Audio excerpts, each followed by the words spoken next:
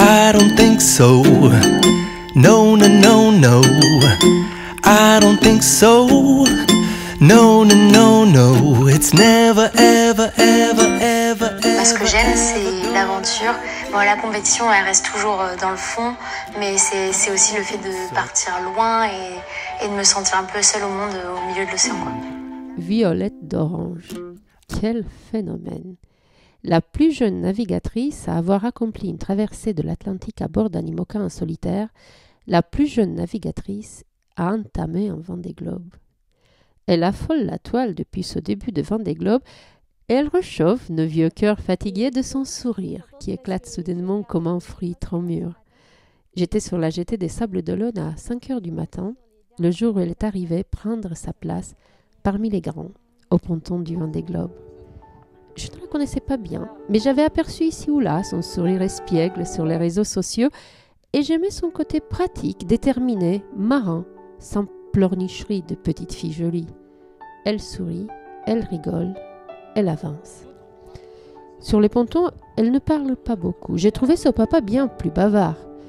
Et je l'ai regardée d'abord comme une maman, cette jeune fille qui allait être livrée à la pression médiatique, au stress d'un départ de course.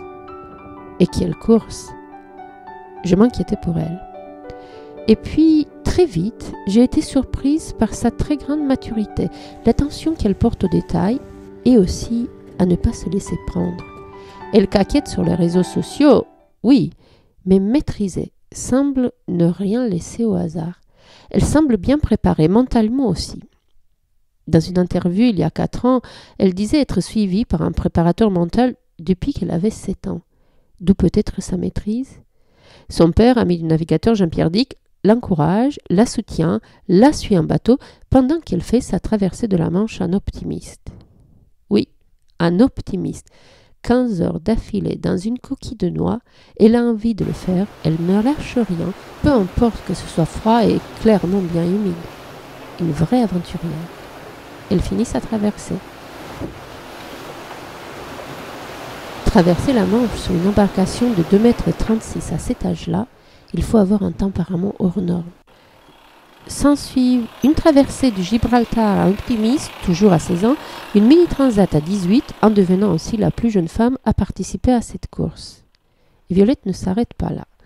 Un an plus tard, elle intègre le circuit Figaro et participe à la solitaire du Figaro pendant 3 saisons consécutives afin de se perfectionner en vue du Vendée Globe 2024.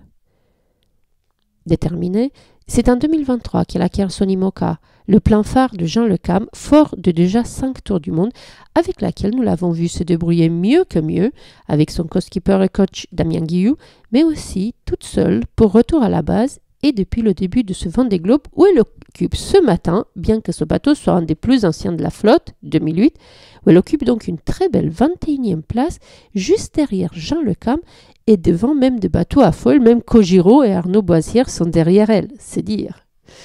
Sur les réseaux sociaux, la navigatrice n'a pas hésité à partager sa préparation à la course pour laquelle elle a temporairement mis de côté ses études d'ingénieur à l'INSA de Rennes. Je ne sais pas vous, mais moi, elle m'impressionne. Elle a seulement 23 ans. Rappelez-vous les nôtres de 23 ans. Ce qu'on en faisait. Quel caractère! Le navigateur Yvan Bourgnon, dont j'apprécie les analyses profondes, dit d'elle avec enthousiasme, je la cite, « J'aime beaucoup son parcours parce qu'elle est totalement à part. Ce n'est pas, comme on dit, un produit des centres d'entraînement de Port-la-Forêt ou Lorient. Ce petit bout de femme est certes une régatière hors pair, mais c'est avant tout une aventurière, une passionnée. Elle a ce besoin viscéral d'aller sur la mer depuis toujours. Son sourire montre combien son plaisir est décuplé quand elle est sur son bateau. Violette, elle n'a peur de rien. Elle y va avec le cœur, la folie. Elle fait partie de ces aventuriers qui acceptent de trouver le mode d'emploi en cours de route, qui acceptent que la peur sera présente, mais aussi son atout, qui croit en sa foi pour prendre des risques malgré tout assez maîtrisés. Don McIntyre, organisateur de courses autour du monde à solitaire et en équipage, lui-même tourmondiste, ami de Philippe Gentot, du Box Challenge, des marins des premiers Vendée Globe, de ces gens-là, il est impressionné aussi par sa puissance et par son caractère d'aventurier. Il m'a dit la suivre d'assez près depuis un moment déjà. Mais enfin, je digresse. Revenons à ce que dit d'elle Yvan Bourgnon. Je le cite à nouveau.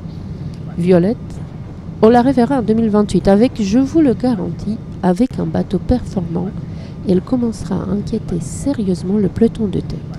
Ce petit bout de femme qui a voulu rivaliser à égalité avec les garçons depuis toujours montre qu'elle sera certainement la première navigatrice française à pouvoir gagner une grande course au large après Florence Artaud. Elle n'a que 23 ans et elle a donc tout son temps pour s'accomplir. Quel dommage que Florence ne soit plus parmi nous. Moi qui la connaissais un peu pour ses tout, je trouve son caractère, sa fougue, son sourire. Elle aurait fait la meilleure des marraines pour Violette. Voilà l'opinion d'Yvan Bourgnon, et c'est un vieux loup de mer qui le dit. Allez, je suis encore très bavarde. Laissons le dernier mot à Violette, que j'ai rencontrée à sa descente du bateau fin octobre, quand elle est arrivée au Sable d'Olonne. Violette, rebonjour.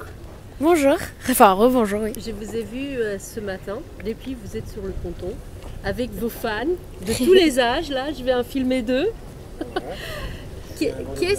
Comment vous sentez-vous? Parce que là, ça fait quand même, il y a la navigation, vous venez d'arriver, il y a du monde tout le temps, c'est fatigant. Je suis un petit peu fatiguée de la nave, oui, puisqu'on a navigué de nuit. Mais je suis très heureuse d'être sur le village et de voir enfin tous les concurrents, tous leurs bateaux. Et d'être arrivée ici, c'est chouette. Est-ce que j'aurais 1000 questions, mais je ne vais pas vous en poser beaucoup aujourd'hui parce qu'on vous reverra sur le village. Je vous suis depuis un moment, vous m'impressionnez. Je n'ai plus besoin de le rappeler, vous avez 23 ans, c'est si jeune. Vous avez déjà fait vos preuves. Je vous ai vu déjà il y a longtemps un optimiste en train de traverser la Manche. Je me suis dit, cette fille est folle. Et finalement, non seulement vous êtes folle, mais vous avez une sacrée détermination. Parce qu'entre cette traversée de la Manche sur l'optimiste il n'y a pas longtemps et la ligne de départ du Vendée Globe, un temps c'est peu, Ouais. Et vous l'avez fait, et c'est quand même impressionnant. C'est vrai que tout s'est accéléré en fait entre la traversée de la Manche en optimiste, c'était en 2016, et là 2024 en IMOCA. Il y a eu un grand parcours de faits de réaliser depuis ces dernières années, mais j'ai pas non plus brûlé les étapes parce que je suis passée par toutes les catégories nécessaires pour être sur le Vendée Globe. Donc la Mini Transat, le Figaro, et puis aujourd'hui j'ai fait toutes les traversées de l'Atlantique nécessaires pour être ici qualifiée. Du coup je me sens plutôt bien quand même. Même si tout allait très vite, je me sens bien et prête pour ce Vendée Globe. Donc la Manche en optimiste, c'était à 15 ans, 14 ans? J'avais 15 ans, ouais. 15 ans? C'est ça. Et votre mère vous laisse faire tous ces trucs-là, elle dit rien? Ouais, non, elle dit rien. Ma mère, elle sait que c'est ma vie, c'est mes projets, mais ma famille m'encourage et ils me soutiennent. Bah oui, sinon vous ne serez pas là. Alors, juste une question, depuis on vous suit, là, moi je vous suis, je vous admire, je suis fan de vous, absolue. Depuis un bon moment, on a l'impression un peu que vous avez, ce qui est normal, une appréhension de mer du Sud, déjà. Ouais. Oui, forcément. Je pense comme plein de marins qui n'ont jamais été dans les mers du Sud. Vous avez été ailleurs que dans l'Atlantique? Jamais ailleurs que l'Atlantique Nord. Donc j'ai jamais passé l'équateur, j'ai jamais passé le poteau noir. Et du coup, pour moi, ça va être vraiment le départ vers l'inconnu. Ah ouais? Ouais. Pas mal.